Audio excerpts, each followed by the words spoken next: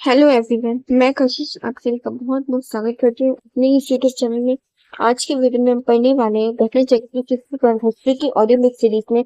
हम पढ़ने वाले हैं चैप्टर नंबर 3। उसका नाम है भारत का भौगोलिक विस्तार। चलिए बिना देरी के अपनी आज की इस वीडियो को स्टार्ट करें। सबसे पहला मतलब है भारतीय उपमहाद्वीप। उपमहाद्वीप को मतलब होता है कि महाद्वीप का एक ऐसा भाग जो कि कट जाता है, यानी कि महाद्वीप है और उसका भाग कोई किसी महाद्वीप है बहुत बड़ा, और उसका उसका एक बहुत बड़ा भूभाग जो है वो किसी पहाड़ के कारण या किसी अन्य चीज के कारण महाद्वीप से अलग हो गया, तो उसको उपमहाद्वीप कहा जाता है। आज का क्वेश्चन उत्तर ये है कि आप लोग को ये बताना है कि महाद्वीप किसको कहते हैं। तो उपमहाद्वीप आप लोग को समझ में आई हो। इसी प्रकार से महाद्वीप से हमारे ऐसे बहुत सारे अलग हुए थे कि पहाड़ के कारण या किसी अन्य चीज के कारण अलग हो जाते, तो वो उपमहाद्वीप कहलाते हैं। उपमहाद्वीप में अंतर्गत भारतीय एक उपमहाद्वीप है। विश्व में कितने महाद्वीप हैं ये आप लोगों को कमेंट में बताना है। तो भारतीय उपमहाद्वीप के अंदर 6 देश शामिल होते हैं: भारत, पाकिस्तान, अफगानिस्तान, नेपाल, भूटान, बांग्लादेश। यानी कि जो भारत के अंदर अगर हम उत्तर की बात करें तो उत्तर में हिमालय पर्वत है, और अब पाकिस्तान और अफगानिस्तान की तरफ हिंद कुश पर्वत है। तो इन पर्वतों के कारण ही भारतीय उपमहाद्वीप बना था, यानी कि वो महाद्वीप से अलग हो चुका था। और भारत उपमहाद्वीप के अंदर 6 देश आते हैं। भारतीय उपमहाद्वीप की सीमा चारों तरफ से निम्न प्रकार की भौगोलिक संरचना से घिरे, यानी कि भारत जो है वो चारों तरफ से अपनी सीमाओं से घिरा हुआ है। बात करते हैं कौन कौन सी दिशा में कौन कौन सी भौगोलिक सीमा है भारत में। उत्तर में भारत में हिमालय पर्वत है। पश्चिमी और उत्तर की बात करें तो वहाँ पर पामीर का पठार है। पश्चिमी सीमा पर सोलेमान की थर पर्वतमाला है। पूर्व में बंगाल की खाड़ी है। पश्चिम में अरब सागर है और दक्षिण में महासागर है, यानी भारत जैसे चारों तरफ से इन सीमाओं से घिरा हुआ है। अब हम बात करते हैं भौतिक विभाजन की, यानी कि जलवायु और वनस्पति के आधार पर जो विभाजन होता है उसको भौतिक विभाजन कहा जाता है। तो अगर भारत का विभाजन जो है, यानी कि भारतीय उपमहाद्वीप का जो विभाजन है वो 3 भागों में हुआ है। सबसे पहले हिमालय पर्वत, दूसरा गंगा ब्रह्मपुत्र मैदान, तीसरा डंकर का पठार। ये चैप्टर थोड़ा टफ है क्योंकि इसमें ज्यादा ज्योग्राफिकल वर्ड से रखे हैं, तो मैंने सभी इंपोर्टेंट वर्ड्स का मीनिंग आप लोग को बताते जाऊंगी जो जो आप लोग को नहीं समझ में आएंगे। और फिर भी कुछ वर्ड ऐसे हैं जो आप लोग को नहीं समझ में आते तो आप लोग कमेंट कर दीजिएगा, कमेंट से रिप्लाई जरूर। चलिए स्टार्ट करते हैं। हिमालय पर्वत जो है,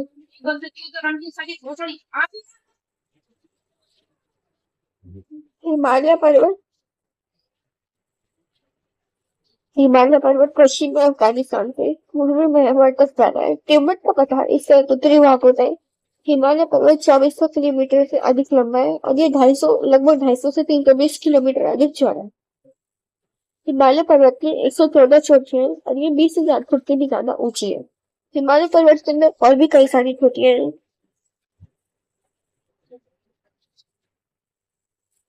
इनमें से कुछ चोटियों का नाम यहाँ पे दे रखा है, जैसे कि गौरी शंकर, एवरेस्ट। एवरेस्ट जो है संसार की सबसे ऊंची चोटी कही जाती है। कंचनजंगा, धौलागिरी, नंगा पर्वत, नंदा देवी आदि। हिंदकुश पर्वत जो कि पामीर के पठार से शुरू होता है, ये भारतीय उपमहाद्वीप की पश्चिमी प्राकृतिक सीमा से बना है। यानी कि हिंदकुश पर्वत जो है वो बलूचिस्तान पाकिस्तान की तरफ है और ये हिमालय के पठार से शुरू होता है और उपमहाद्वीप की पश्चिमी प्राकृतिक सीमा को ये बनाता है। ईरान को भारतीय उपमहाद्वीप से यहाँ पर एक वर्ड आ जाता है पर्वतमाला। तो पर्वतमाला क्या होती है, जब एक पर्वत दूसरे पर्वत से सटा होता है तो उसको पर्वतमाला बोलते हैं। ईरान को भारतीय उपमहाद्वीप से निम्न पर्वतमालाएं अलग करती हैं, यानी कि को भारतीय ईरान और भारत के बीच में बहुत सारी पर्वतमालाएं से इन दोनों को अलग करती है। पर्वतमाला वो होती है जब एक पर्वत ऐसा होता है दूसरा पर्वत ये जो आपस में सटे हुए होता है ना, इनके बीच में जो पर्वत होता है इसको पर्वतमाला बोलते हैं। ऐसे बहुत सारी पर्वतमालाएं, कुछ तीनों के नाम दीजिए।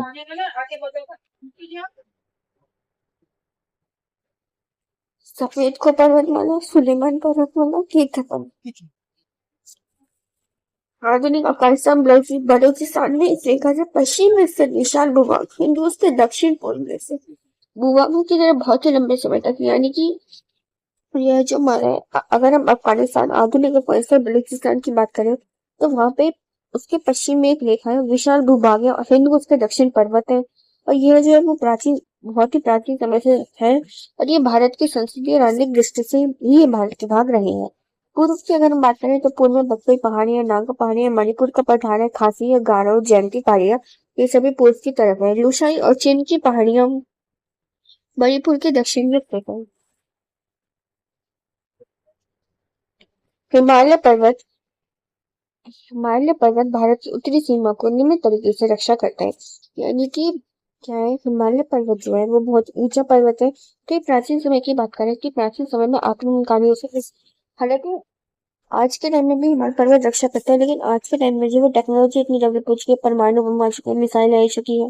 लेकिन प्राचीन समय में कोई आक्रमणकारी जो थे तो उनसे हिमालय पर्वत रक्षा करता था, और आज भी ये साइबेरिया की ठंडी हवाओं से हमारी रक्षा करता है। हिमालय पर्वत के कारण ही हम उत्तर भारत की जलवायु जो देख सकते हैं वो बहुत ही गर्म रहती है। मैदानों में बहुत अधिक ठंडी नहीं पड़ती। यहाँ के लोग जो थे बहुत अधिक कपड़े नहीं पहनते और वे खुले में अधिक समय तक रह सकते। दूसरा, हिमालय बहुत ऊंचा होता है जिसके कारण उत्तर से होने वाले हमले से देश की रक्षा करता है। यानी कि उत्तर से जो भी हमले होते हैं, मैंने बता दिया कि उनकी रक्षा करता था। हालांकि जब औद्योगिक नहीं आया था, यानी कि जब इतनी टेक्नोलॉजी नहीं आई थी, परमाणु बम मिसाइल वगैरह नहीं आई थी, यह संसार पे शेष बात है। यानी कि हिमालय को हम ये नहीं कह सकते कि संसार से बिल्कुल भी कटा हुआ है। ऐसा नहीं है, संसार से जुड़ा हुआ है। कुछ महत्वपूर्ण दरें। दरे का मतलब होता है जब दो पहाड़ आपस में होते हैं ना, जैसे ये दो जब दो पहाड़ होते हैं ना आपस में, तो उनके बीच में, जैसे ये दो पहाड़ है, क्या वो कि इनके बीच में जमीन से बन गई, भूकंप आया या कोई प्राकृतिक आपदा आई या फिर नदी के बहाव के कारण यहाँ की जो जमीन थी वो नीचे दब गई, तो यहाँ से आने जाने का रास्ता बन गया ना इन दोनों के बीच में। ये देखिए, जैसे ये दो पहाड़ बन गए, ये एक पहाड़ ऐसे था मान लीजिए। फिर क्या हुआ कि भूकंप आया, भूकंप के कारण ये दोनों पहाड़ थे, ये तो ऐसे ही लगा, लेकिन वहां की जो जमीन थी वो थोड़ा सा दब गई, तो ये ऐसे हो गया। तो इससे क्या होता है, ये कई बार नदी का बहाव से यहाँ जो है ना आने जाने का रास्ता बन जाता है। तो दो पहाड़ों के बीच में जो आने जाने का रास्ता होता है वो प्राकृतिक आपदा नदी के बहाव के कारण होता है, इसे ही दर्रा बोलते हैं। उत्तर पश्चिम में सुलेमान पर्वत श्रृंखला, जो कि दक्षिण की हिमालय पर्वत श्रृंखला की कड़ी है, इसे निम्न दर्रों के द्वारा पार किया जा सकता है, जैसे खैरब दर्रा, बेलन दर्रा, गोमल दर्रा। दक्षिण की ओर सुलेमान पर्वत श्रृंखला बलूचिस्तान में किटर पर्वत श्रृंखला से जुड़ी है, जिसे बेलन दर्रे से पार किया जा सकता है। यानी कि इन तीन दलों की बात की गई है जो कि हिमालय पर्वत से जुड़े हुए हैं, सुलेमान पर्वत श्रृंखला के ऊपर है। सुलेमान पर्वत श्रृंखला जो है ये बलूचिस्तान के केटर पर्वत श्रृंखला से जुड़ी है, और इसको बेलन दर्रे की मदद से पार किया जा सकता है। ये जो दर्रे थे, यानी कि जो पहाड़ों के बीच में जो आने जाने का रास्ता बन जाता था, इनसे भारत और मध्य एशिया के बीच में प्रागैतिहासिक काल से, यानी कि प्रागैतिहासिक काल से ही लोग जो थे वो इन सभी रास्तों से आते जाते थे। ईरान, अफगानिस्तान, मध्य एशिया में अनेक लोग हमलावरों और अप्रवासियों के रूप में भारत में आए। यानी कि उस समय में भी काफी लोग जो थे अप्रवासी, यानी कि शरणार्थी होते हैं। तो बहुत सारे, जब किसी देश को प्राकृतिक आपदा या कोई युद्ध होता है तो बहुत सारे दूसरे देश में जाकर शरण लेते हैं, तो उन्हीं को अप्रवासी कहा जाता है। ईरान, अफगानिस्तान, मध्य एशिया से बहुत सारे लोग हमलावर अप्रवासियों के रूप में भारत में आए थे। हमलावर यानी आक्रमणकारी पे हमला करने के लिए आते हैं। यहाँ तक कि हिमालय पर्वत श्रृंखला का पश्चिमी विस्तार जो हिंदू कुश कहलाता है, यानी कि हिमालय पर्वत श्रृंखला का जो पश्चिमी जगह है उसको हम हिंदू कुश पर्वत के नाम से भी कहते हैं। यहाँ पर सिंधु और ऑक्सिस के बीच पार कर लोग आते जाते थे, यानी कि हिंदू कुश के आने जाने का रास्ता जो सिंधु और ऑक्सिस के बीच का था। ये दर एक और भारत और दूसरी और मध्य एशिया, पश्चिमी एशिया के बीच व्यापारिक और सांस्कृतिक संबंध की स्थापना में बड़ी सहायता हुई। यानी कि इन रास्तों से भारत और मध्य एशिया और पश्चिमी एशिया के बीच में व्यापार आसानी से हो पाया, क्योंकि पहाड़ों में जाने का कोई रास्ता नहीं होता था, और इन्हीं रास्तों से पहाड़ों के बीच में आया जा सकता था। और जब हम आएंगे जाएंगे तभी इससे व्यापार होगा, तो इन रास्तों की मदद से व्यापार भी बढ़ता था। नेक्स्ट आ जाता है हमारे टॉपिक प्रवचन। प्रवचन क्या होता है? प्रवचन का अर्थ होता है कि जब बहुत बड़ी जनसंख्या जब एक स्थान से दूसरे स्थान पर जाकर रहने लग जाती है तो उसको हम प्रवचन कहते हैं। ये कई बार प्राकृतिक आपदा के कारण भी होता है, कई बार युद्ध के समय भी होता है, ये कई बार जन मतलब अपनी जिंदगी का गुजारा करने के लिए भी होता है। जैसे आज के टाइम में भी प्रवचन कैसे होता है कि जो ग्रामीण लोग होते हैं वो क्या करते हैं, शहरों में आते हैं काम रोजगार की तलाश में, है ना। गांव में अब इतनी खेती खेती होती है पर उससे इतना नहीं होता कि लोग अपना जीवन यापन कर सके, तो इसको भी प्रवचन ही कहा जाएगा, है ना। तो प्रवचन को दो भागों में बांटा गया, एक जहाँ पर लोग आते हैं और दूसरा जहाँ पर पशु आते हैं। सबसे पहले लोगों की बात करते हैं कि प्रवचन यानी कि प्रवचन के अंदर जनसंख्या को बहुत बड़ा हिस्सा एक जगह से दूसरी जगह पर रहने के लिए जाते हैं। ये होता है भारत में भूसेतु, यानी कि भारत में भूसेतु मार्ग से बहुत सारे लोग आए थे। ये लोग अलास्का, साइबेरिया और मंगोलिया से आए थे। फिर हम बात करते हैं जानवरों की। मिस्र, अरब देश, मध्य एशिया और दूरस्थ उत्तरी अमेरिका से भी बहुत बड़ी संख्या में पशु जो थे वो उनका प्रव्रजन हुआ। इन मार्गों से मनुष्यों का आवागमन भी संभव होता, यानी कि जो दर्रे थी इनसे मनुष्य भी आ जा सकते थे। यह सुविदित है कि ऐतिहासिक काल में खैबर और बोरन नदियों का बहुत अधिक इस्तेमाल हो रहा है। यानी कि ऐतिहासिक काल में खैबर और बोरन नदियों का बहुत इस्तेमाल हो रहा है। मैदानों के कछारी मिट्टी में पनपे घने जंगलों की अपेक्षा। कछारी मिट्टी क्या होता है? कछारी मिट्टी होता है कि ये कोई नदी है।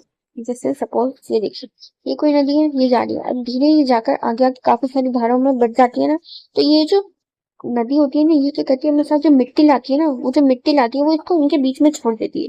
ये जो इसकी दो धारें जा रही है, इनके बीच में अपने कुछ मिट्टी जो होती है वो यहीं पर छोड़ के चले जाए, तो इसी मिट्टी को कछारी मिट्टी भी कहा जाता है। इसको अलग अलग अलग अलग जगह पर अलग अलग नाम दिए जाते हैं। हमारे में कछारी मिट्टी लगा, तुम कछारी मिट्टी पढ़ेंगे। आई होप कि ये आपको समझ में आ गया होगा। यानी कि जो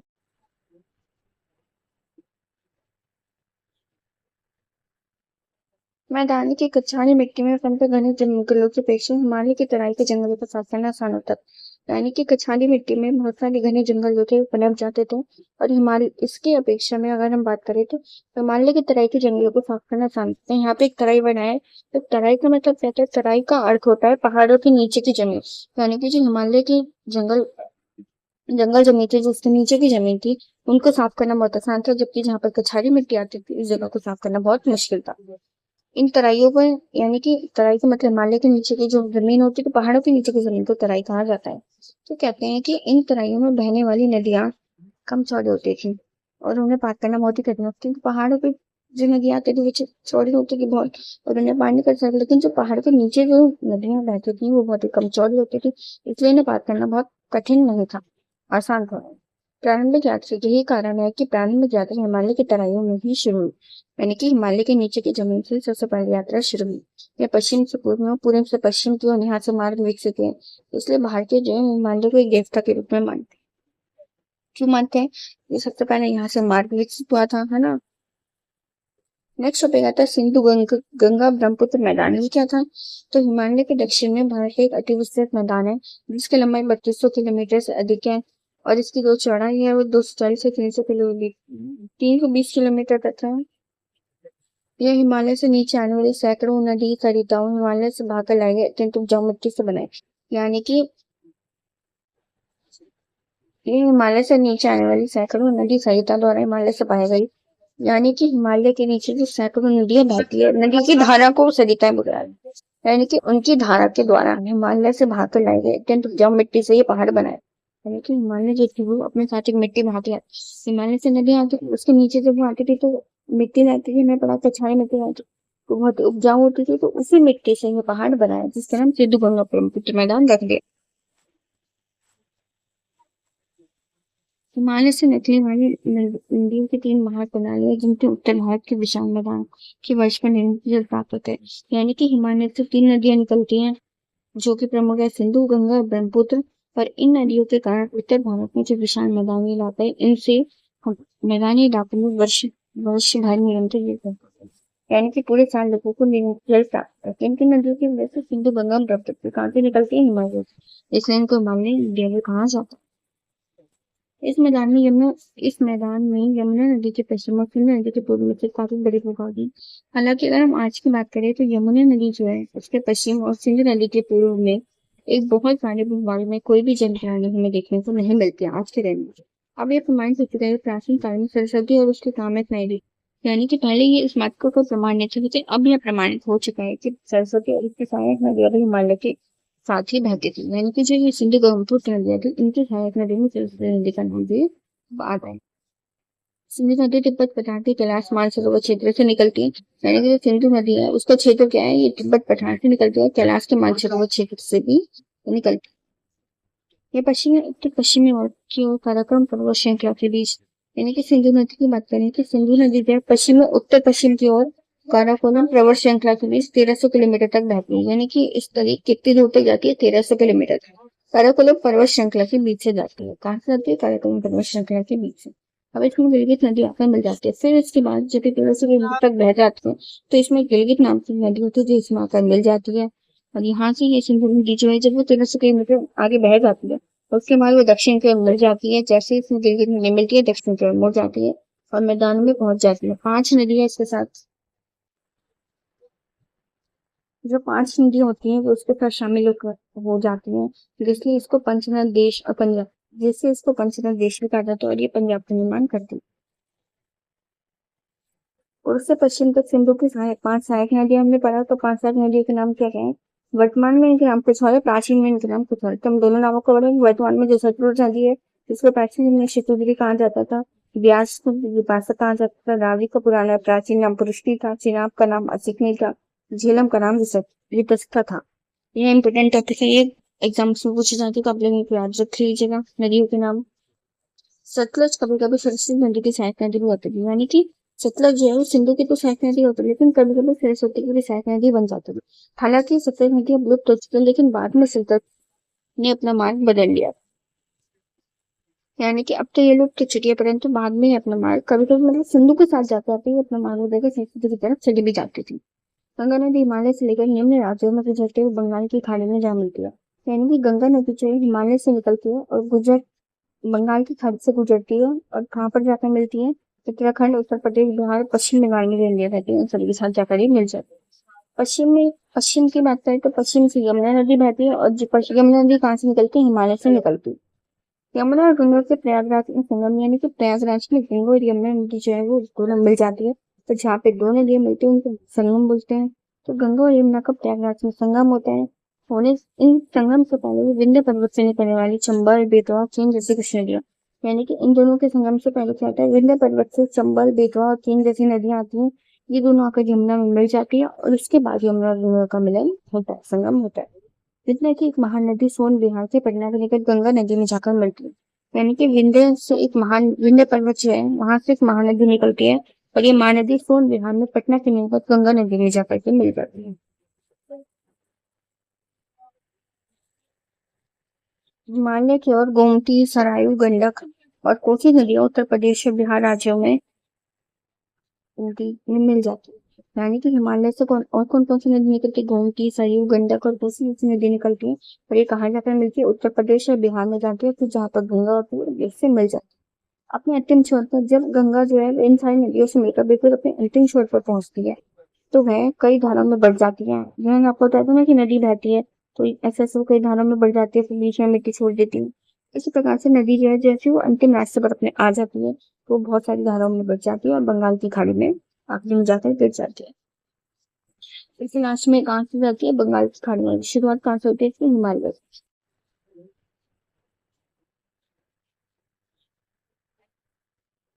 मैदानी की कछारी मिट्टी में पनपे घने जंगलों की अपेक्षा हिमालय की तराई के जंगलों को साफ करना आसान होता है, यानी कि कछारी मिट्टी में बहुत सारे घने जंगल जो थे वो पनप जाते थे, और हिमालय इसकी अपेक्षा में अगर हम बात करें तो हिमालय की तराई के जंगलों को साफ करना आसान होता है। यहाँ पे एक तराई बनाए, तो तराई का मतलब क्या होता है? तराई का अर्थ होता है पहाड़ों के नीचे की जमीन, यानी कि जो हिमालय की जंगल जंगल जमीन थी, जिसके नीचे की जमीन थी, उनको साफ करना बहुत आसान था, जबकि जहाँ पर कछारी मिट्टी आती थी उस जगह को साफ करना बहुत मुश्किल था।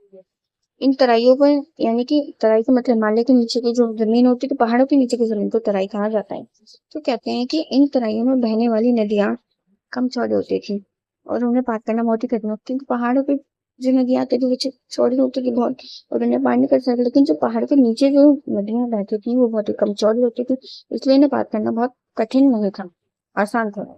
प्रारंभिक यात्रा यही कारण है कि प्रारंभिक यात्रा हिमालय की तराइयों में भी शुरू हुई, यानी कि हिमालय के नीचे की जमीन से सबसे पहले यात्रा शुरू हुई।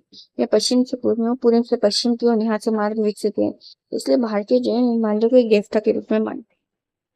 क्यों मानते हैं? ये सबसे पहले यहाँ से मार्ग विकसित हुआ था, है ना।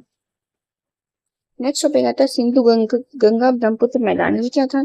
तो हिमालय के दक्षिण में भारत का एक अति विस्तृत मैदान है, जिसकी लंबाई 3200 किलोमीटर से अधिक है, और इसकी जो चौड़ाई है वो 240 से 320 किलोमीटर तक है। यह हिमालय से नीचे आने वाली सैकड़ों नदी सरिताओं हिमालय से भागकर लाए गए अत्यंत उपजाऊ मिट्टी से बनाए, यानी कि ये हिमालय से नीचे आने वाली सैकड़ों नदी सरिता द्वारा हिमालय से पाई गई, यानी कि हिमालय के नीचे जो सैकड़ों नदियां बहती है, नदी की धारा को सरिताएं बोला जाता है, यानी कि उनकी धारा के द्वारा हिमालय से भागकर लाए गए अत्यंत उपजाऊ मिट्टी से ये पहाड़ बनाए, यानी कि हिमालय जो थी वो अपने साथ एक मिट्टी बहाती है। हिमालय से नदियां आती थी, उसके नीचे जब वो आती थी तो मिट्टी रहती थी, मैं पढ़ा कछारी मिट्टी रहती, तो बहुत उपजाऊ होती थी, तो उसी मिट्टी से ये पहाड़ बनाए, जिसका नाम सिद्धू गंगा ब्रह्मपुत्र मैदान रख दिया। हिमालय से निकलने वाली नदियों की तीन महाप्रणालियां जिनके उत्तर भारत के विशाल मैदान के वर्ष पर निर्मित प्राप्त होते हैं। यानी कि हिमालय से तीन नदियां निकलती हैं जो कि प्रमुख है सिंधु, गंगा और ब्रह्मपुत्र। और इन नदियों के कारण उत्तर भारत में जो विशाल मैदानी इलाका है इनसे मैदानी इलाकों में वर्ष वर्ष भर निरंतर होता है। यानी कि पूरे साल लोगों को जल प्राप्त होता है। किन किन नदियों की वजह से सिंधु, गंगा और ब्रह्मपुत्र कहाँ से निकलती है? हिमालय से। इसलिए इनको हिमालय इंडिया भी कहा जाता है। इस मैदान में यमुना नदी के पश्चिम और सिंधु नदी के पूर्व में से काफी बड़े भूभाग हैं। हालांकि अगर हम आज की बात करें तो यमुना नदी जो है उसके पश्चिम और सिंधु नदी के पूर्व में एक बहुत सारे भूभाग में कोई भी जल प्रणाली हमें देखने को नहीं मिलती है आज के टाइम में। अब ये प्रमाणित हो चुका है प्राचीन काल में सरस्वती और उसके सहायक नदी, यानी कि पहले ये इस बात को कोई प्रमाण नहीं था, लेकिन अब यह प्रमाणित हो चुका है कि सरस्वती और उसके सहायक नदी अब हिमालय के साथ ही बहती थी। यानी कि जो ये सिंधु ब्रह्मपुत्र नदियां थी इनके सहायक नदी में सरस्वती नदी का नाम भी आता है। सिंधु नदी तिब्बत पठार के कैलाश मानसरोवर क्षेत्र से निकलती है। यानी कि जो सिंधु नदी है उसका क्षेत्र क्या है? ये तिब्बत पठार से निकलती है, कैलाश के मानसरोवर क्षेत्र से भी निकलती है।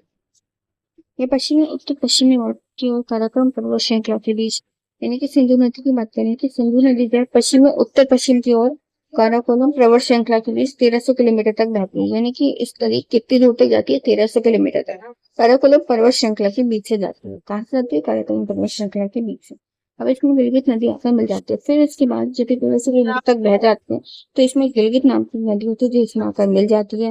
और यहाँ से ये सिंधु नदी जो है जब वो 1300 किलोमीटर आगे बह जाती है उसके बाद वो दक्षिण की ओर मुड़ जाती है। जैसे इसमें गिलगित नदी मिलती है दक्षिण की ओर मुड़ जाती है और मैदान में पहुंच जाती है। 5 नदियां इसके साथ, जो 5 नदियां होती हैं वो उसके साथ शामिल हो जाती हैं, जिसलिए इसको पंचनद देश और पंजाब जिससे इसको पंचनद देश भी कहा जाता है और ये पंजाब का निर्माण करती है। और उससे पश्चिम तक सिंधु की 5 सहायक नदियां हमने पढ़ा। तो 5 सहायक नदियों के नाम क्या क्या है? वर्तमान में इनके नाम कुछ और है, प्राचीन में इनके नाम कुछ और। तो हम दोनों नामों को पढ़ेंगे। वर्तमान में जो सतलुज नदी है जिसको प्राचीन में शतुद्री कहा जाता था, व्यास को विपाशा कहा जाता था, रावी का पुराना प्राचीन नाम पुरुष्टि था, चिनाब का नाम असिकनी था, झेलम का नाम वितस्ता था। यह इंपोर्टेंट टॉपिक है, ये एग्जाम्स में पूछे जाते तो आप लोग इनको याद रख लीजिएगा नदियों के नाम। सतलज कभी कभी सरस्वती नदी की सहायक नदी भी होती है। यानी कि सतलज जो है वो सिंधु की तो सहायक नदी होती है लेकिन कभी कभी सरस्वती की भी सहायक नदी बन जाती है। हालांकि सतलज नदी अब लुप्त हो चुकी है लेकिन बाद में सतलज ने अपना मार्ग बदल लिया। यानी कि अब तो ये लुप्त हो चुकी है परंतु बाद में ही अपना मार्ग कभी कभी मतलब सिंधु के साथ जाते आते ही अपना मार्ग बदलकर सरस्वती की तरफ चली भी जाती थी। गंगा नदी हिमालय से लेकर निम्न राज्यों में गुजरते हुए बंगाल की खाड़ी में जा मिलती है। यानी कि गंगा नदी जो है हिमालय से निकलती है और बंगाल की खाड़ी से गुजरती है और कहाँ पर जाकर मिलती है? उत्तराखंड, उत्तर प्रदेश, बिहार, पश्चिम बंगाल में जो इंडिया रहती है उन सभी के साथ जाकर ही मिल जाती है। पश्चिम की बात करें तो पश्चिम से यमुना नदी बहती है और जो यमुना नदी कहाँ से निकलती है? हिमालय से निकलती है। यमुना और गंगा के प्रयागराज में संगम, यानी कि प्रयागराज में गंगा और यमुना नदी जो है वो दोनों मिल जाती है। तो जहाँ पे दो नदियां मिलती है उनको संगम बोलते हैं। तो गंगा और यमुना का प्रयागराज में संगम होता है। होने इन संगम के पहले विंध्य पर्वत से निकलने वाली चंबल, बेतवा, केन जैसी कुछ नदियां, यानी कि इन दोनों के संगम से पहले क्या होता है? विंध्य पर्वत से चंबल, बेतवा और केन जैसी नदियां आती हैं। ये दोनों आकर यमुना में मिल जाती है और उसके बाद यमुना और गंगा का मिलन होता है, संगम होता है। जितना कि एक महानदी सोन बिहार के पटना के निकट गंगा नदी में जाकर मिलती है। यानी कि विंध्य पर्वत जो है वहां से एक महानदी निकलती है और ये महानदी सोन बिहार में पटना के निकट गंगा नदी में जाकर के मिल जाती है। हिमालय की ओर गोमती, सरायू, गंडक और कोसी नदियां उत्तर प्रदेश और बिहार राज्यों में नदी में मिल जाती है। यानी कि हिमालय से कौन कौन सी नदी निकलती है? गोमती, सरयू, गंडक और कोसी जैसी नदी निकलती है और ये कहाँ जाकर मिलती है? उत्तर प्रदेश और बिहार में जाती है, फिर जहाँ पर गंगा होती है इससे मिल जाती है। अपने अंतिम छोर पर जब गंगा जो है इन सारी नदियों से मिलकर बिल्कुल अपने अंतिम छोर पर पहुंचती है तो वह कई धाराओं में बढ़ जाती है। यह आपको बताया था ना कि नदी बहती है तो ऐसे ऐसे वो कई धाराओं में बढ़ जाती है फिर बीच में मिट्टी छोड़ देती है। इसी प्रकार से नदी जो है जैसे वो अंतिम रास्ते पर अपने आ जाती है तो बहुत सारी धाराओं में बढ़ जाती है और बंगाल की खाड़ी में आखिरी। गंगा की मुख्य धारा भागीरथी हुगली के किनारों पर अवस्थित नगर, यानी कि गंगा की जो मुख्य धारा होती है वो भागीरथी हुगली के किनारों पर जो अवस्थित नगर है यहाँ पर है। मुर्शिदाबाद, हुगली और कोलकाता यहाँ पर हमें गंगा की मुख्य धारा देखने को मिलती है। गंगा की सबसे गंगा का जो सबसे पूर्वी मुख होता है इसको हम पद्मा बोलते हैं। यानी कि जो पूर्व की तरफ जो मुख होता है गंगा का उसको पद्मा कहा जाता है। सिंध और गंगा के मैदान उपजाऊ क्षेत्र थे, इसलिए लोग यहाँ पर आकर बसे। यानी कि सिंधु और गंगा नदी जो थी ना, इनके जो मैदानी क्षेत्र थे ये बहुत ही उपजाऊ होते थे, जिसके कारण लोग यहाँ पर आकर रहने लग गए। आरंभ में यहाँ पर घने जंगल थे, यानी कि सिंधु और गंगा के जो उपजाऊ मैदान थे, शुरुआत में यहाँ पर घने जंगल थे। धीरे धीरे इन जंगलों को काटा गया, इन जमीनों को कृषि योग्य बनाया गया, क्योंकि ये जमीन उपजाऊ थी और उपजाऊ जमीन पर कृषि आसानी से हो सकती थी, तो इसलिए इन जमीनों को कृषि योग्य बनाया गया। इसी का परिणाम है कि इन मैदानों में कई राज्य।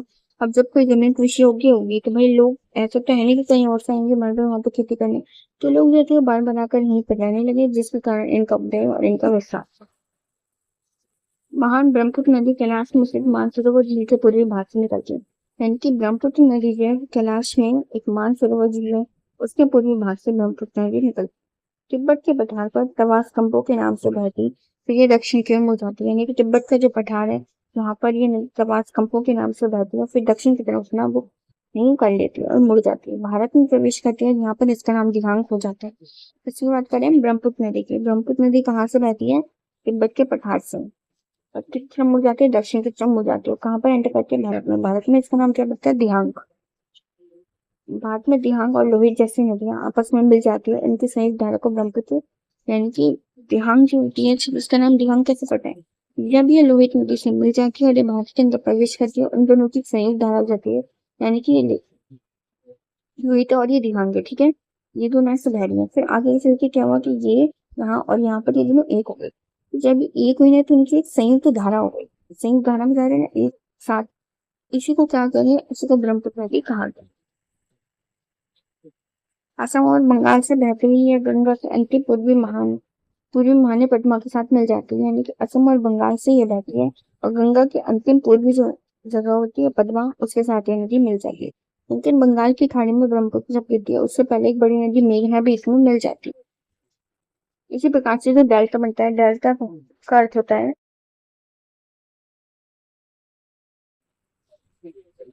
नदी जब बहती रहती है तो वो आगे चलकर कई सारी धाराओं में बह जाती है। फिर वो क्या होता है कि यहाँ पर वह कुछ मिट्टी छोड़, मिट्टी या फिर अपने साथ जो भी कूड़ा कचरा लाई होती है वह जब अपने अंतिम छोर पर आती है तो वही कूड़ा कचरा और मिट्टी छोड़ देती है, और इस प्रकार से उसी को डेल्टा कहा जाता है। और यह बंगाल का सबसे अधिक उपजाऊ भाग होता है। यानी कि जब नदी अपने अंतिम छोर पर जाती है तो अपने साथ जो भी कूड़ा कचरा लाई होती है, जो भी मिट्टी वगैरह लाई होती है वैसे तो छोड़ देती है, और इसी को डेल्टा कहा जाता है, नदियों के कचरे को, जो वह छोड़ के आगे चली जाती है। जो डेल्टा बनता है वो बंगाल का सबसे अधिक उपजाऊ भाग होता है, जिसे सुंदरबन डेल्टा कहा जाता है। यानी कि जब वह कचरा छोड़ के जाती है तो वहां पर एक डेल्टा का निर्माण होता है, और यह बहुत ही उपजाऊ भाग होता है, क्योंकि ये नदी को जो लगे मिट्टी होती है ना, मिट्टी तो उपजाऊ होगी और नदी से आ रही तो और उपजाऊ होगी, तो इसी प्रकार से डेल्टा का निर्माण होता है। इसे सुंदरबन डेल्टा भी कहा जाता है। बंगाल में इसी प्रकार से एक डेल्टा बना है जिसका नाम सुंदरबन डेल्टा पड़ा है। हिमालय में कश्मीर और नेपाल की उपत्यकाएं है। कश्मीर की घाटी जो है, अगर कश्मीर की घाटी की बात करें तो चारों तरफ से ऊंचे ऊंचे पहाड़ से घिरी है। इसे अपनी अलग अलग तरह के जीवन पत्ती विकसित करती है, लेकिन यह कई दौरों के द्वारा पहुंचा जा सकता है। यानी कि कश्मीर में ऊंचे ऊंचे पहाड़ों से घिरी हुई थी, लेकिन कश्मीर में जाने के लिए बहुत सारे दर्रे बने हुए थे। जैसे दर्रे मैंने आपको बताया था कि जब दो पहाड़ों के बीच में कोई पहाड़ खिसक जाता है ना, तो दर्रा हो जाता है, यानी पहाड़ों के बीच में जाने का रास्ता बन जाता है। लेकिन कश्मीर में कठिन ठंड, कश्मीर बहुत ज्यादा ठंडी होती है, तो यहाँ के बहुत सारे लोग सर्दियों में नीचे के मैदानों की तरफ आ जाते थे, क्योंकि मैदानों में ठंडी नहीं होती थी। मैदानों का मौसम तो ठंडा गर्म मतलब हर प्रकार का मौसम, लेकिन कश्मीर की मतलब तो पहाड़ों पे था, पहाड़ों पे तो अधिकतर ठंडी होती है। तो इसलिए लोग क्या करते थे, जब बहुत अधिक सर्दी पड़ती थी तो ये लोग मैदानी इलाकों में उतर कर आ जाते थे, और गर्मियों में मैदानों में भेड़ बकरी चराने वाले यहाँ चले आते। और गर्मियों में क्या होता था, जो भेड़ बकरी जो लोग मैदान में रहते थे, जो भेड़ बकरी चलाते थे, ये लोग पहाड़ों की तरफ चले आते। इस तरह मैदानों और इस घाटी के बीच आर्थिक और सांस्कृतिक आदान प्रदान बना हुआ था। इसी प्रकार से मैदान और घाटी इलाकों के बीच में आर्थिक और सांस्कृतिक आदान प्रदान होता था। वो लोग यहाँ पर आते थे और पहाड़ी लोग मैदानी में आते थे, और मैदानी में पहाड़ों पर चले आते थे, तो उनके बीच में आदान प्रदान होता रहता है। कश्मीर को मध्य एशिया के इलाके में बौद्ध धर्म के प्रचार का केंद्र बनाने में पापीर का पठार कोई बाधक नहीं हुआ। नेपाल की घाटी आकार में छोटी है, गंगा के मैदानों के इलाके में लोगों ने यहाँ पहुंचने के लिए अनेक जगह ढूंढ निकाले। यानी कि कश्मीर में मध्य एशिया का जो इलाका था, यहाँ पर बौद्ध धर्म के प्रचार का केंद्र स्थल बना हुआ था पामीर का पठार, और इससे इसको कोई बाधक नहीं बना। केंद्र स्थल बनने में पामीर का पठार, यानी कि कश्मीर का जो मध्य एशिया के इलाका था, यहाँ पर बौद्ध धर्म का प्रचार होता था, और पामीर के पठार भी इसमें कोई बाधक नहीं डाल रहा था। नेपाल की घाटी जो थी आकार में छोटी थी। गंगा के मैदानी इलाकों में लोगों ने यहाँ पहुंचने के लिए बहुत सारे दरिया ढूंढ निकाले थे। कश्मीर की घाटी इस तरह की संस्कृति की उन्नति खूब हुई थी। नेपाल की घाटी जो थी आकार में छोटी थी। गंगा में मैदानी इलाकों में लोग यहाँ पहुंचने के दरों का इस्तेमाल करते थे। कश्मीर की तरह इस घाटी में भी संस्कृत उन्नति करती है, यानी कि जिस प्रकार से कश्मीर की घाटी में संस्कृति की उन्नति थी, उसी प्रकार से नेपाल की घाटी में भी काफी संस्कृति थी, उन्नत अवस्था पर थी। पृथ्वी पांडुलिपि का सबसे बड़ा भंडार हमें नेपाल की घाटी और कश्मीर घाटी से देखने को मिलता है। संभवतः इन्हीं कारणों से ईसा पूर्व छठी सदी में सबसे पुरानी कृषि बस्तियां तराई वाले इलाकों में बनी, यानी कि इसी कारण से हम तीन किस्म की बहुत उन्नत थी, तो हम इसीलिए और यहाँ पर पांडुलिपि मिली है, तो हम इसलिए कह सकते हैं कि छठी शताब्दी ईसा पूर्व में पुरानी कृषि बस्तियां जो है तराई वाले इलाकों में ही बनी हुई है। तराई यानी कि पहाड़ों के नीचे वाला इलाका, तो यहीं पर बनी हुई, यहीं के रास्ते व्यापार के लिए अपनाए गए हैं। ऐतिहासिक भारत का वक्षस्थल और महत्वपूर्ण नदियों का क्षेत्र है जो उष्ण गतिविधियां मानसूनी वर्षा से लबालब भर है। यानी कि ऐतिहासिक भारत का वक्षस्थल उन नदियों को कहा जाता है जो कि उष्ण कटिबंधीय मानसूनी वर्षा में लबालब भरी रहती है। उष्ण कटिबंधीय का मतलब होता है उष्ण कटिबंधीय, जैसे मकर और कर्क रेखा के बीच का जो गर्म क्षेत्र होता है उसको उष्ण कटिबंधीय क्षेत्र कहा जाता है। और नदियों के कुछ क्षेत्र की माटी है, जैसे कि सिंधु का मैदान जहाँ पर मानसूनी वर्षा अधिक होती है। सिंधु का मैदान, सिंधु गंगा जल विभाजक, गंगा की खाड़ी, ब्रह्मपुत्र की घाटी, ये भी क्या है, नदियों के क्षेत्र हैं जो मानसूनी वर्षा से भरे रहते हैं। जो हम पश्चिम से पूर्व की ओर बढ़ते पाते हैं कि वार्षिक वृष्टिमान क्रमशः 25 सेंटीमीटर से बढ़ के 250 सेंटीमीटर तक पहुंच जाता है। 25 से 37 सेंटीमीटर वर्षा द्वारा पोषित सिंधु प्रदेश के पेड़ पौधे को, यानी कि हम पश्चिम से पूर्व की ओर बढ़ते हैं तो हमें देखते हैं कि 25 सेंटीमीटर से 250 सेंटीमीटर तक जो वृष्टिमान है वो बढ़ता चला जाता है। और वर्षा जो है 25 से 37 सेंटीमीटर तक सिंधु प्रदेश के पेड़ पौधों, यानी कि सिंधु प्रदेश है यहाँ पर इतनी वर्षा होती है और यहाँ से इससे पेड़ पौधे भी फलते फूलते हैं। 37 से 7 किलोमीटर तक की वर्षा जो है पश्चिमी गंगा घाटी में होती है, जिससे पेड़ पौधे, पत्थर, तांबे के औजार, इन सभी को काटकर वहां की जमीनों को कृषि के योग्य बनाया जाता है।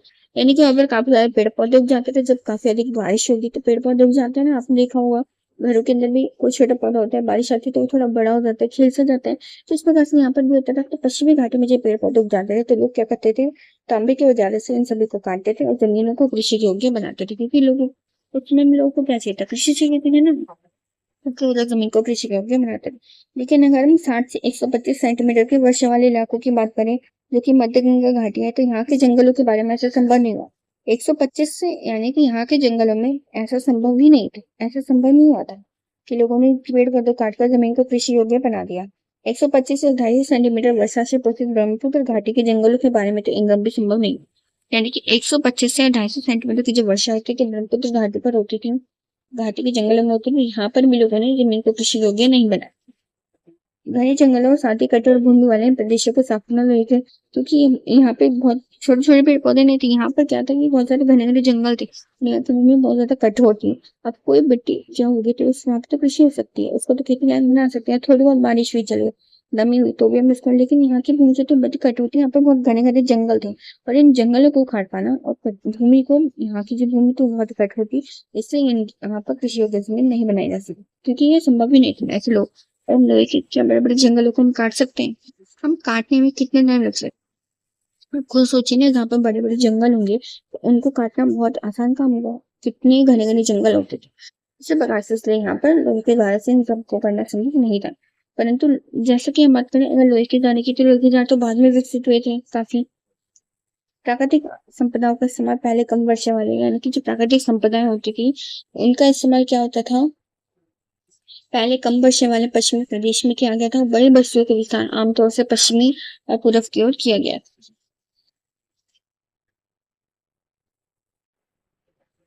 नेक्स्ट टॉपिक आ जाता है प्रायद्वीपीय भारत। तो प्रायद्वीप क्या होता है, प्रायद्वीप का अर्थ होता है भूमि का वह टुकड़ा जो तीनों ओर से जल से घिरा है, उसे प्रायद्वीपीय कहा जाता है। जो चारों ओर से जल से घिरा होता है उसे महाद्वीप कहा जाता है, जो तीनों ओर से जल से घिरा होता है वो प्रायद्वीप कहा जाता है। प्रायद्वीप भारत का अध्ययन दो अलग अलग भागों के अंतर्गत किया जाता है। विंध्य और सतपुड़ा की पर्वत श्रृंखला एक दूसरे से नाता पूर्व से पश्चिम की ओर फैली है, यानी कि विंध्य और सतपुड़ा जो पर्वत है इनकी श्रृंखलाएं समानांतर है और पूर्व से पश्चिम की ओर फैली हुई है, एक दूसरे के समानांतर। इन दोनों के बीच में विंध्य और सतपुड़ा पर्वत के बीच में नर्मदा नदी बहती है, जो कि अरब सागर में जाकर गिर जाती है। पश्चिम की ओर बहने वाली केवल एक अन्य नदी है तप्ती है, ये सतपुड़ा से कुछ दक्षिण की ओर स्थित है।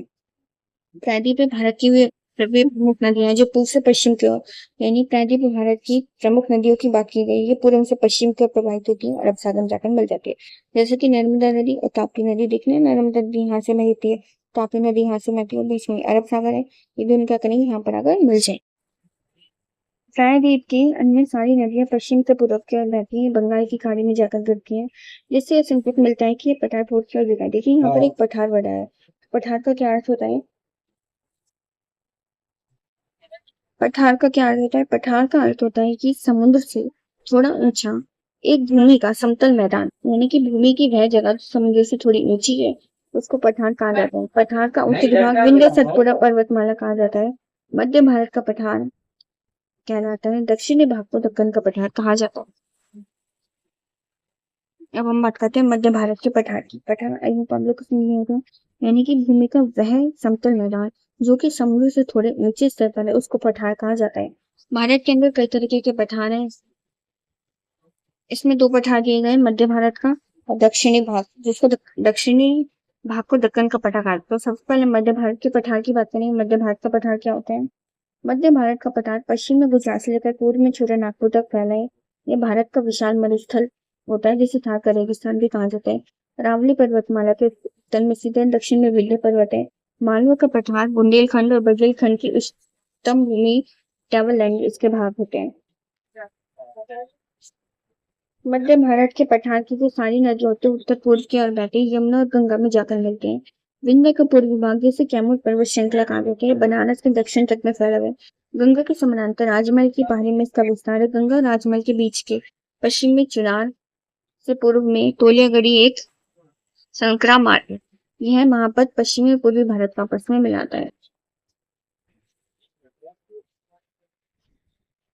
पश्चिम में कालिंजर और ग्वाल के दुर्गों का निर्माण पठारों के द्वारा किया जाता है। शाहबाद और टेलीगढ़ी के दरे दरे मैंने बताया था क्या होता है, शुरुआत से मैं जब से बताती आ रही हूँ, आयुक्त को मुझे हमें बताने की जरूरत नहीं है। शाहबाद और टेलीगढ़ी के जो दरे होते हैं, एक दूसरे से लगभग 5 किलोमीटर की दूरी पर स्थित हैं। ये दरे बंगाल के प्रवेश द्वार के रूप में काम आते हैं। कौन कौन से दरे? शाहबाद का और टेलीगढ़ी का दरा।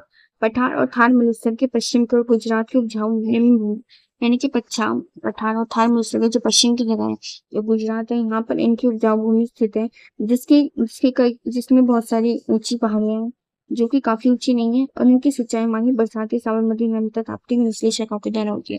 यानी कि इन सभी जो जगह है, थार गुजरात की उपजाऊ भूमि, ये जो उपजाऊ भूमि है, इनकी सिंचाई कहाँ से होती है? माही साबरमती नर्मदा और ताप्ती नदी की जो निचली धाराएं होती है, उनसे इनकी सिंचाई होती है। काठियावाड़, प्रायद्वीप और कच्छ का रण दलदल वाला क्षेत्र है, ये गर्मियों में सूखा रहता है। नेक्स्ट हम आते हैं दक्कन का पठार। दक्कन के पठार की सतह का ढलान पश्चिम से पूर्व की ओर ढालू है। पश्चिम की ऊंची खड़ी चट्टानों की श्रृंखला दक्षिण से उत्तर में जाती है। इसके तथा समुद्र के बीच में संकरी मैदान की पट्टी है, यानी कि दक्कन के पठार यानी कि दक्कन के पठार पर जो सतह है, उसकी जो ढलान है, ये पश्चिम से पूर्व की ओर है। पश्चिम की ओर ऊंची खड़ी चट्टानों की श्रृंखला दक्षिण से उत्तर की ओर जाती है। इसकी ओर समुद्रों के बीच में संकरी मैदान की पट्टी है, और जो श्रृंखला है जो पश्चिम से पूर्व की ओर जाती है, इसको पश्चिमी घाट कहा जाता है। इसकी ऊंचाई 3000 फुट तक है। यह पठार यानी कि जो दक्कन का पठार है, ये मैसूर क्षेत्र में 2000 फुट ऊंचा है, और हैदराबाद में इसकी ऊंचाई लगभग आधे के बराबर है, यानी कि मैसूर में तो 2000 फुट है और इसका आधा ये हैदराबाद में। दक्षिण की ओर जाने वाली पहाड़ियां जो होती है, समुद्र से धीरे धीरे दूर होती जाती है। पश्चिम में नीलगिरी के पास पश्चिमी घाट के साथ ये मिल जाती है। पूर्वी घाट और समुद्र के बीच का मैदान पश्चिमी घाट के मैदान से अधिक चौड़ा होता है, यानी कि पूर्वी घाट और समुद्र जो होते हैं, इनके बीच में एक मैदान होता है जो पश्चिमी घाट से अधिक चौड़ा होता है। पूर्वी घाट जिनमें कम ऊंचाई वाली पहाड़ियों के समूह शामिल होते हैं, यानी कि पूर्वी घाट जिनमें बहुत सारी कम ऊंचाई वाले पहाड़ियों के क्षेत्र शामिल होते हैं, इनके बहुत सारे खाली स्थान होते हैं, जिनसे बहुत सारी प्रायद्वीप या नदी निकलती है और ये बंगाल की खाड़ी में जाकर जाती है। प्रायद्वीप में भारत की सभी नदियां पश्चिम से पूर्व की ओर बहती है, जबकि नर्मदा और ताप्ती पूर्व से पश्चिम की ओर बहते हुए अरब सागर में गिरती है। अधिकतर नदियां पश्चिमी घाट से निकलकर पठार के चढ़ाई वाले पूरे भाग को पार करके बंगाल की खाड़ी में जाकर गिर जाती है। यानी कि बहुत सारी नदियां पश्चिम से पूर्व की ओर जाती हैं, और नर्मदा और ताप्ती जो है ये पश्चिम की ओर जाती है। पूर्व सारी नदियां पश्चिम से पूर्व की ओर जाती हैं, लेकिन ये पूर्व से पश्चिम की ओर जाती है, नर्मदा और ताप्ती। और बहुत सारी नदियां पश्चिमी घाट से निकलती है, और ये पठार की चौड़ाई का जो पूरा भाग है इसको पूरा करती है, फिर बंगाल में खाड़ी में जाकर गिर जाती है। महानदी जो होती है वो क्या करती है? एक चौड़े मैदान का निर्माण करती है। उत्तर पूर्व में छत्तीसगढ़ का मैदान भी इसको कहा जाता है। यह नदियां समुद्र में मिलने से पहले उड़ीसा उड़ीसा से भी मिलती है। यानी कि नदियाँ जो है ये बंगाल की खाड़ी में गिरने से पहले उड़ीसा से भी गुजरती है। गोदावरी और उसके सहायक नदियों में घाटी के उत्तर पूर्व की एक बहुत बड़ा संकुल मैदान है, लेकिन पूर्व में समुद्र से पहले मिलने से पहले ये संकरा हो जाता है। दक्कन का पठार इसको दो भागों में बांटा गया है। सबसे पहले कृष्णा नदी, दूसरा तुंगभद्रा नदी जो कि कृष्णा नदी की सहायक नदी कही जाती है। इसके और आगे दक्षिण में कावेरी और उसकी सहायक नदियों का कन्या महत्वपूर्ण नदी प्रणाली का निर्माण होता है। ये बात उल्लेखनीय नहीं है कि प्रायद्वीपीय नदी उत्तर की नदियों से भिन्न है। ये जो नदियां हैं अधिकतर गर्मियों के मौसम में सूखी रहती हैं, इसलिए इनमें सिंचाई और नौपरिवहन के प्रयोजनों के लिए बहुत कम उपयोग किया जाता है। भारत का जो प्रायद्वीपीय एक ऊंचा पठार है और भारत के प्रायद्वीप से बहुत सारी अनेक नदियां बहती हैं। आरंभ में नदियां जो होती है इन घाटियों में ही आरंभ में इन नदियों और घाटियों में मानव ने अपनी बस्तियां बसाई थी। भारत के पश्चिम में पूर्वी समुद्र तट के क्षेत्र थे वो भी उपजाऊ थे। पूर्वी समुद्र तट का क्षेत्र अधिक उपजाऊ है क्योंकि वहां पर बहुत सारी नदियां डेल्टा बनाती है। जिन क्षेत्रों में वातावरण अनुकूल होते हैं वहां पर बहुत सारी वर्षा स्थापित हो जाती है। इसी के साथ आज की ये वीडियो यहाँ पे खत्म होती है। मिलते हैं नेक्स्ट वीडियो में एक और नए टॉपिक के साथ। Thank you so much for watching.